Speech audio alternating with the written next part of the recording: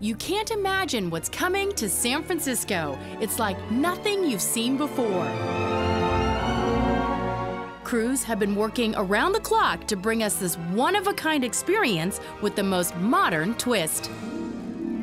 Hi, I'm Janelle Wang, and I'm standing in front of the new 360 Theater at Ferry Park in San Francisco. This concept is groundbreaking, breathtaking, and over the next half hour, I'm going to take you on a high-flying adventure full of whimsy and magic and show you an interpretation of J.M. Barrie's classic Peter Pan like you've never seen before.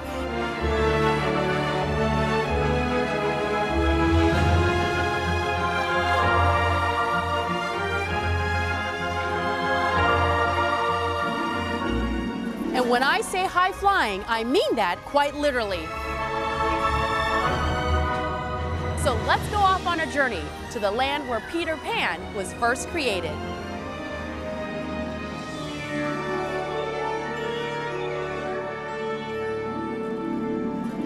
I'm here in London, England at the historic Big Ben. Not too far from here, just a short hop down the road, is where the story of Peter Pan all began.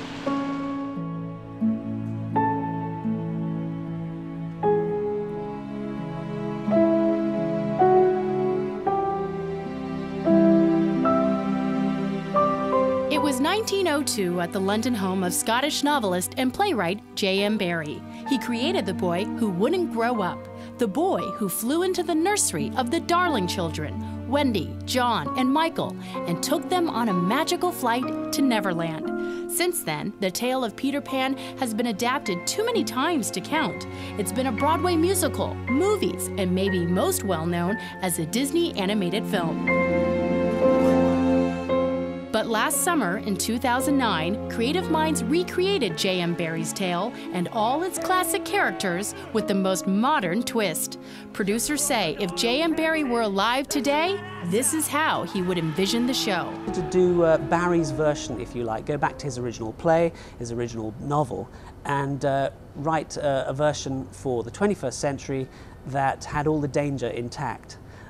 All the light and the shade, if you like. It was very clear that it was to restore the story back to itself and bring the pertinence back to it, the poignancy back for the adults and the children. This isn't the Disney version, this isn't the green tights, this is Peter Pan's a boy, a motherless boy who lives in his own, and it's really lonely. It's all about, you know, growing old, and there's lots of dark relationships, and different people get different things from it. Inside the Peter Pan tent, it's set up like theater in the round, made famous by William Shakespeare. Basically, where the stage is in the center and the audience is all around. But this show has a 21st century twist.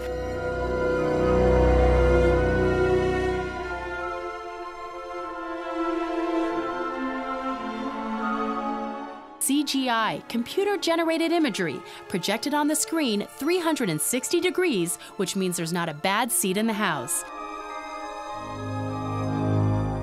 It's the world's first 360-degree CGI tent, and at 100 feet tall, there's enough room to have Peter Pan and all his friends fly around. Well, 360 principally describes the video, the CGI element, which is projected 360 degrees on the inner walls of the tent, so that you're completely inside the story at any time. So if you're on Hook's ship, if the action is on Hook's ship, then the sides of Hook's ship are projected onto the walls, so you feel like you're actually there. We try to be literal at things that most productions can't be.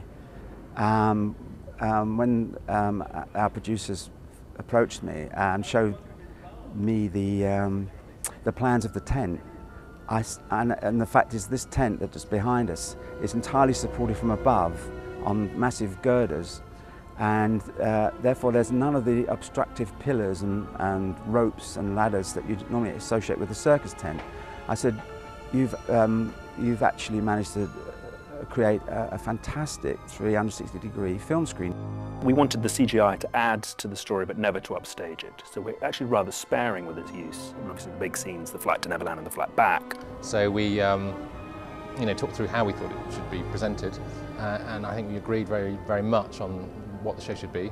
Very visual, it should be back to the original story, but cutting edge, and use a whole palette of different things to tell the story, to engage with lots of people. The U.S. premiere in San Francisco is expected to draw massive crowds from not only the Bay Area, but throughout the United States and beyond. Just once again reinforces us as an international destination and on the cutting edge of new technology, twinning theatrical flair and whimsy and history of the past, present, and the future, all brought down to the waterfront in beautiful San Francisco and the Embarcadero right across from the Ferry building, about as good as it gets.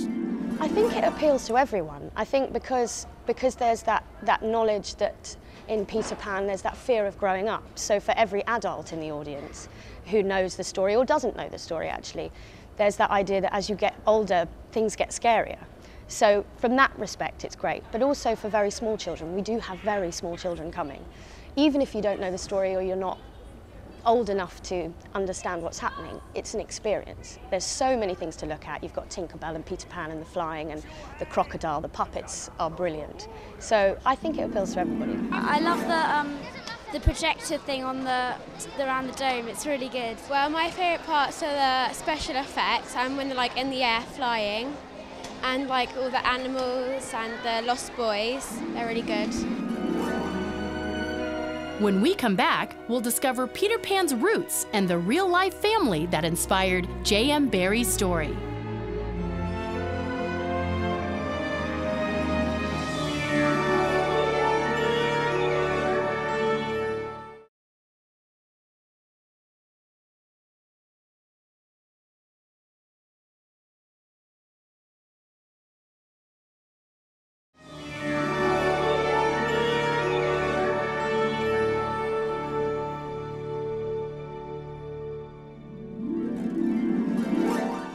Peter Pan was first envisioned by this man, Scottish author J.M. Barrie.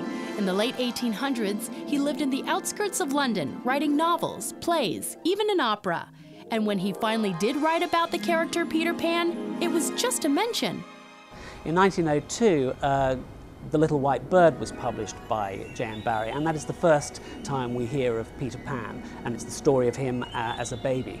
It's actually a novel for adults, and in the middle of it is a chapter about Peter Pan, which was later published as a separate book in its own right for children called Peter Pan in Kensington Gardens. That wasn't published till 1906. During that time, Barrie also wrote the play Peter Pan, which had its first stage performance in 1904.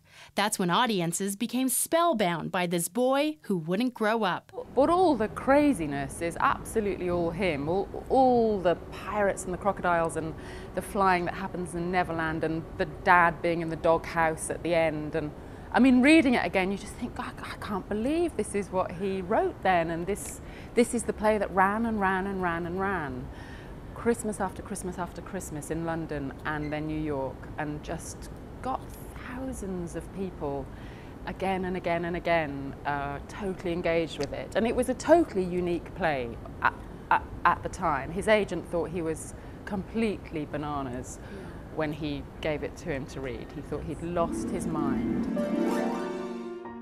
But it's not all mythical, magical, and fairy dust. There is a darker side to the story of Peter Pan, and possibly the reason why J.M. Barrie wrote Peter Pan as the boy who wouldn't grow up. There's a lot of inspiration in Barrie's life. I mean, his brother died by falling through some ice in a skating accident just before I think his 11th birthday. So that left a mark on Barrie. Barrie was also inspired by the Llewellyn Davies family, whom he met one day in 1897 in nearby Kensington Gardens while taking his dog for a walk.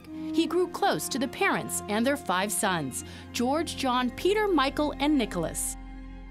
The father, Arthur Llewellyn Davies, died when the children were young, and Barrie became their so-called adopted guardian, taking care of them and their mother and supporting them financially over the years. Barrie documented their adventures, including summer getaways where the kids would dress up as castaways and pretend to fight a pirate, which is believed to have inspired the character Captain Hook. As for Wendy, that name was inspired from another close family friend, Margaret Henley. The young girl called Barrie Friendly, but she had a difficult time pronouncing her R's, so it came out more like Fwendy. out of those friendships came the names of Peter Pan and the darling children, John, Michael, and Wendy, who were whisked away to Neverland. And from there came the everlasting fairy tale of Peter Pan. It's a three-dimensional story because it's got light and shade in it. It's not just a happy tale. There is light and dark. There is menace. There is evil. There is joy. There is goodness. There's love. And there are big themes in it. Themes about childhood and adulthood and fear of growing up. Well, all the special effects are really good, and how they were flying and they were up in the air, it really felt like you were flying, and the surround sound and everything. And all the puppetry is amazing. It's just so realistic. It's fantastic. Well, I think the crocodile was great, and how they made the effects, and I liked the background and when they were flying. Really good. Okay, so this is how we open the mound up to get people through it. It's just little trapdoors. Yep, mind your head. See you later. I'm going up into the Lost Boys' home. Coming up next, I'll take you down below and up above, way above, an exclusive all-access pass behind the scenes of J.M. Barrie's Peter Pan.